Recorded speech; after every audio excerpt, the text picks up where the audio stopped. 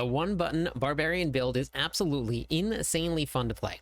It smashes Torment 4 bosses, speed runs Pit level 70 plus in less than 3 minutes, and the best part about it, it requires no mythics. Now, if you want to throw a bunch of mythics on there, this one-button build has already cleared Pit 100.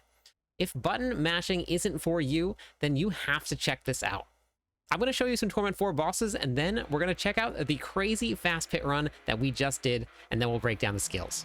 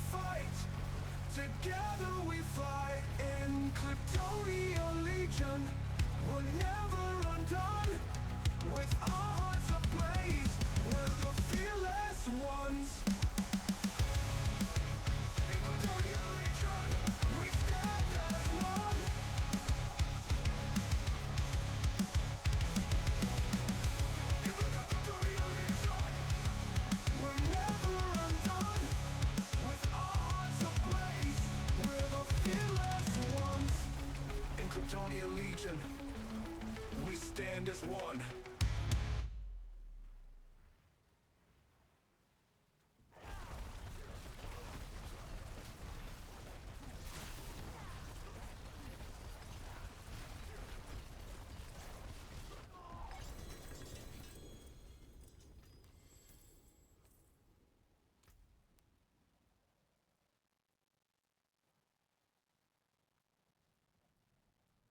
So those are the runs. Now, if you put on some mythics, it's definitely going to get a little bit stronger, but you really don't need much more if you're looking for just a fun, fast farming build.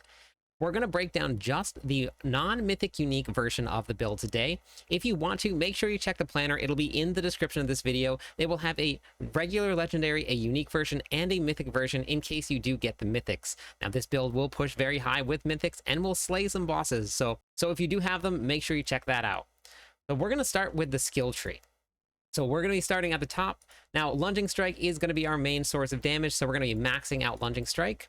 We're going to go all the way up through Combat Lunging Strike. This is how we're going to get Berserking with just a single button, so that's going to be very important. Then we're going to be coming down. We're going to put 1 point into Pressure Point to unlock Warpath. This is going to give us some additional damage when we overpower. Now, this will work with the runes. So if you don't have runes, you won't be able to take advantage of this very often. However, there's really nowhere else to put your skills, so you might as well put them in here anyway. We're going to be maxing out Tempered Fury for some Maximum Fury. Maximum Fury is what is going to drive the damage in this build. We want to generate as much fury as we possibly can. That's why we're going to be taking endless fury. Your basic skills are going to generate more fury. Belligerence is going to give us additional damage whenever we use a basic skill, which Lunging Strike is. Maxing out Imposing Presence for some additional max life. Martial Vigor for some additional damage reduction.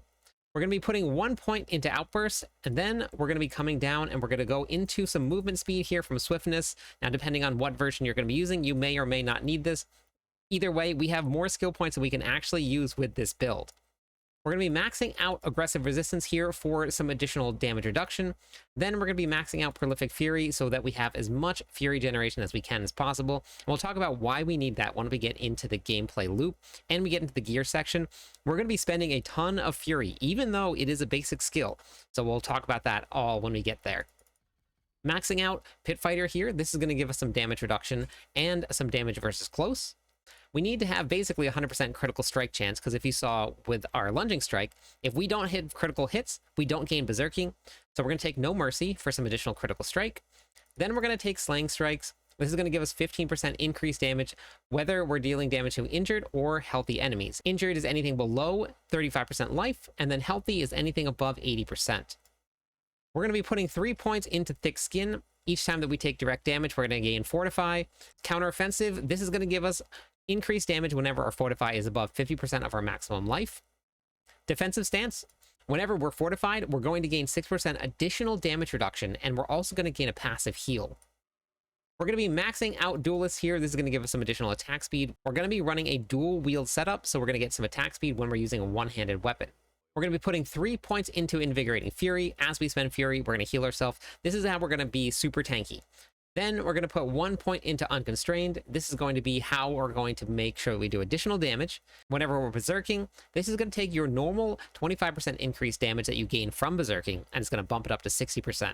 Whenever we fall below 65% life, we're always Berserk, but we should be Berserking all the time anyway. We're going to get 30% physical damage reduction anytime that we're below 65% life as well. For the remaining 10 points, I just put them in anywhere because we actually don't need any other skill points. And there's nothing else that's going to benefit this build. So if you don't want to leave them out there, you can just put them into whatever one you want to just spend the points, and then that's going to be it. Looking at the Paragon board here, we're going to start with your starter board. This is where we're going to get Challenger. Challenger is going to give you some damage versus elites, as well as a multiplier to all of your normal nodes. So that's going to give you more dexterity, it's going to give you more willpower, more strength. In the next board, we're going to be running Warbringer. Whenever we spend 75 Fury, we're going to gain 15% of our maximum life as Fortify. Inside of this board, we're going to be running Wrath. Wrath is going to give us back Fury whenever we critically strike, which is super important. It's also going to give us a multiplier to our critical strike damage. The next board, we're going to be running Blood Rage. Whenever we're Berserking, we're going to have 45% increased damage. That's really all that matters for this build. Now, killing a bleeding enemy will give us Berserking. It's just an extra way for us to gain it. For the Glyph, we're going to be running Ambidextrous. We are going to deal additional damage while we're wielding one-handed weapons, which this is going to be a one-handed weapon build. We're also going to get increased damage from the legendary power here. In the next board, we're going to be running Decimator. This is going to deal a 20% increased damage to Vulnerable, and then we're also going to get 20% increased damage with Overpower. This is an Overpower build. For the Glyph here, we're going to be running Exploit. This is going to make enemies vulnerable. It can't happen once more than every 20 seconds, but we're only really using this for speed farming. If you're going to start pushing the pits with this build, which you definitely can, you probably would want to swap that out for something like Territorial. This is the speed farming fun version of it, so you want to run Exploit for that extra vulnerable damage. For the final board here, we're going to be running Weapon Master. Now, you can completely ignore the weapon swapping. That is only if you do swap weapons, you get back Fury. We will still get that 30% increased damage versus injured and healthy enemies. And then inside of that board, we're going to be running Revenge. Now, as one of the tempers that we had, or one of the nodes that you need to put in, you have to have Outbursts. So depending on where your build is going to be at, we will be putting 1 point into Outburst. That's going to give us some Thorns damage. So that Thorns damage is what is going to help activate your Revenge Glyph.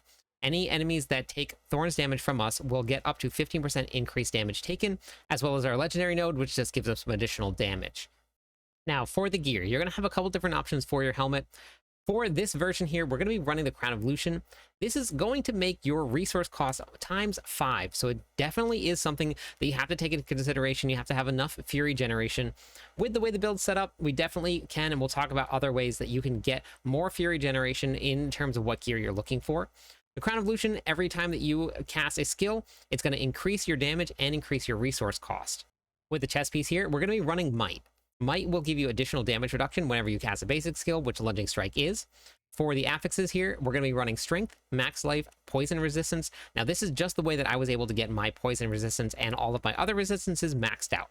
Now, if you look, we are capped out, so I'm going to have it actually mixed into the gear, and you can see it inside the planner as well. For the tempers here, we're running Invigorating Fury and then Tough as Nails. Tough as Nails is just going to apply a little bit of bleed, and then Invigorating Fury is going to heal us every time that we spend Fury. So this is a really great way to help keep yourself alive. For your gloves, we're going to be running Pain Gorgers. This got a buff this season, and they are so strong. We're going to be using a rune to proc the damage to other monsters that are going to activate this. If you don't have the expansion pack, you're going to have to find different ways to add in damage outside of your basic skills. Because what this does is damaging an enemy with a non-basic skill is going to cast a mark for 3 seconds. When a basic skill first hits that mark, a basic skill damage is going to be echoed to all of the marked enemies and is going to deal an increased damage. So a really easy way to do that, if you don't have the expansion pack, a really great way to get around this is just to put on Wrath of Berserker. Then you're going to have a 2-button build, but that will allow you to do additional damage. It'll pull monsters into you, and it will proc Pain Gorgers. This is a really, really great option for you for your gloves. For your pants here, we're going to be running Tibolt's Will. Tibolt's Will is going to deal additional increased damage when we're unstoppable. Now we're going to get unstoppable through our seasonal powers, so this will work on the seasonal characters. If you don't have a seasonal character, you're going to have to find a way to either swap out these pants for maybe a legendary that's going to give you some damage reduction or some healing, or you're going to have to use something that will give you that unstoppable. This is also going to be a really great way to increase our maximum resources, which you're going to find out exactly why very soon, why that's very important. For your boots here, we're going to be running Hooves of the Mountain God. Now, normally, Belligerence is definitely going to be the most important GA, but if you're running a 1-button build, you want as much Fury generation as you possibly can get. Now, even if I was to put more points into this with the Masterworking Crits, which if you don't know about Masterworking Crits, you can check out the video in the description of this one right here. It'll let you know exactly what that means. If you put them into Maximum Fury, that's perfectly fine. Belligerence is going to give you more damage. You can kind of pick and choose whatever one you're struggling with here. But casting a basic skill while at Maximum Fury causes your Fury to increasingly drain until you run out, during which your basic skills will now deal additional damage, and they're going to cleave as well. So what this does, when you get to Maximum Fury and you cast a basic skill, it's going to now put a drain on your Fury. The more times that you get to maximum and the more times that you use a basic skill at Maximum Fury, it's going to drain faster and faster until you can't keep up. While you're in that drain phase, that's when you do the additional damage, so it's super important to be there. And then that's going to give you all that extra damage. If you find yourself getting a little bit low, you can just let your Fury run out, you'll generate Fury back again, and you can start lunging striking again. For the weapon here, we're going to be running Inner Calm. This is going to give us 25% increased damage all the time. If we're standing still, it goes up to 75% increased damage. The only time you're really going to stand still is during the boss phases. So if you do want to, you can always put Edge Masters here, which is going to be on the ring. You can swap those two around. You'll gain 50x all the time, and then you'll gain a little bit less when you're standing still for the boss fights, whichever one you want to pick. For the affixes here, we're going to be running Strength, Max Life, and then Chance to Restore Primary Resources. That's incredibly important for this build. Your wolves, which we'll talk about in a little while, can actually proc this, so you get back primary resources back to full very, very often. It's important for how fast we drain Fury with this build. For the tempers here, we're going to be running Critical Strike damage and then Lunging Strike, chance to deal double damage. That one's very important as well. For the first dual wield weapon, and we're going to be running a dual wield setup here, we're going to be running the Ramaladi's Magnum Opus. This is going to be a huge, huge source of our damage. Skills using this weapon are going to deal up to 0.5% increased damage per point of Fury you have. You're going to drain more Fury, which is why it's so important that we're going to be having as much Fury generation as we can, and this GA is as high as it can be for that Fury per second. It's going to take half of our Maximum Fury. Now, right now, without any buffs on, I'm running 400 Maximum Fury. It's going to do a 200% increased damage just by running the Magnum Opus here. That's massive. Now we're going to pair that with the Shard of Wrathiel. Basic skills will now deal 150% increased damage. but they are also going to cost 25 primary resources. So now our basic skills now cost fury for us. So this is where it's really important that all of that fury generation comes in. Maximum resources again on this, so it's a really great way to make sure that we're boosting that damage from the Ramalodnes, and one of the other aspects that we're going to get to. For your slashing weapon here, we're going to be running Moonrise. Damaging an enemy with a basic skill is going to grant 4% increase attack speed. When you stack that up to 5 times, which hits very, very quickly, when you reach that maximum, you're going to enter a Vampiric Blood Rage. You're going to gain 120% increased basic skill damage, and you're going to gain some movement speed, which can't argue with any of that. For the affixes here, we're going to be running Strength, Max Life, Critical Strike damage. And then for your tempers here, I wanted critical strike damage, didn't quite get that, but we want belligerence. That's going to give you additional basic skill damage. For the first ring, we're actually going to be running Ring of Red Fury. This is going to give us some critical strike damage, some attack speed, and then additionally, it's going to give us some maximum resources. That's going to help boost all of this damage coming from our Ramalodnes, and as well as our adaptability aspect, which we're going to get to. Now, if you do want to swap this out for something like, let's say you need more critical strike chance because we need to be at 100%, you can do that too, and then you can add an offensive aspect onto this. For the next one, we're going to be running Edge Masters. This is going to deal 25% increased damage based on the amount of primary resources we have available when we cast it. So staying closer to maximum resources makes us do more damage. The closer we get down to 0, we do less. For the affixes here, we're going to be running Max Life and then Critical Strike. And then I have Lightning Resistance on here because I need to hit those caps. It's very important. You can see this in the planner as well. And then for this ring, this one you don't really want to be running Wrath of the Berserker cooldown reduction. I'll have the actual one that you want to be running inside of the planner. But the temper is actually going to be resource generation while dual wielding. That's the one that you want to work with because we want to get as much resource generation out of this as we possibly can. For the amulet here. Now this amulet is definitely subject to change. The one that I have is strength, maximum resources, as well as critical strike chance. My critical strike chance definitely needs it. What I'm actually looking for is a very hard to find amulet. It's the typical strength, pit fighter, and then counteroffensive amulet. But this will work and this will help you do a lot of damage. I did use one of the tempers to put in cold resistance and then lunging strike range. Love this because that's going to help you teleport around, and then that's going to add to all of the speed farming that we're doing. For the aspect here, we're running a big one. They changed around adaptability. Basic skills are going to generate 5 additional primary resources once per skill. Basic skills are also going to deal up to 0.9% increased damage for each point of primary resources that you have. Now think about that. That's almost 1% for every primary resource that we have, and we have over 400. This is a gigantic multiplier. This is why it's so important that we're stacking maximum resources. For the jewels, we're going to go over to Mobalytics here because you can't read the names in the game, but you can do it right here. So if you're looking for the planner, this is where it's going to be. We're going to be running Idle from below. Your primary resources and your maximum life are going to be increased by 6%, and you're always going to be unhindered. Occasionally, you're going to get some Jewel Guardians that are going to come and attack you. We're going to be running Hirata Crest. For each Arcana of the same school that you have equipped, you're going to gain damage reduction and maximum resources. And then we're going to be running Willbreaker. Physical damage you deal shatters enemy spirits, causing them to take 40% increased physical damage from you for 6 seconds. This is going to apply when you first damage a boss or elite, or when they are affected by crowd control. For the jewels, you're always going to want to put all of your rubies inside of your armor. Please do not put any of your runes inside your armor. They should always go into the weapons. The weapons just gain additive damage by putting any of your jewels inside, so you're going to get a much more benefit out of running your main stat, which is going to be your strength, inside of all of your armor. Your strength is a multiplier, whereas anything like critical strike damage or basic skill damage is just additive damage. So for your runes here, we're going to be running Cur Ka. This is going to summon wolves. Those wolves are how we spread our Pain Gorgers around whenever they deal damage. They're going to proc Pain Gorgers, and then all of our damage is going to get echoed to everywhere. Now, I'll show you that in the gameplay loop in a second. For the other runes, we're going to be running Mani Zan. This is going to allow you to proc your guaranteed overpower and crit once every 3 casts of Lunging Strike. We cast Lunging Strike 3 times, we have a guaranteed critical strike overpower. That's where a lot of the damage is going to be coming from, and we attack very, very quickly with this build. For your powers here, now I'm running Nebulous. This is going to give me 10% damage reduction. Now for the seasonal powers here, we're going to be running Propulsion. This is what is allowing me to bounce around. Now, I normally run Disintegrate if I'm pit pushing. I just like the way that that works a lot better. I don't like the monsters flying all over the place. But if I'm just speed farming, Propulsion is going to be insanely fun, especially when you pair that with the Floaty Bauble. Propulsion blinks you to the center of its Mana Blast, and it grants Unhindered. When you use a melee skill, it's going to blink you to the knockback enemies. So Propulsion is going to generate a Mana Blast that's going to deliver some damage. So this is going to knock back enemies. And then when we use a melee skill, which we do, we're going to get teleported right into the middle of that. So this is how we bounce around the map all over the place. And Propulsion has a 3.3 second cooldown, so it's very, very quick.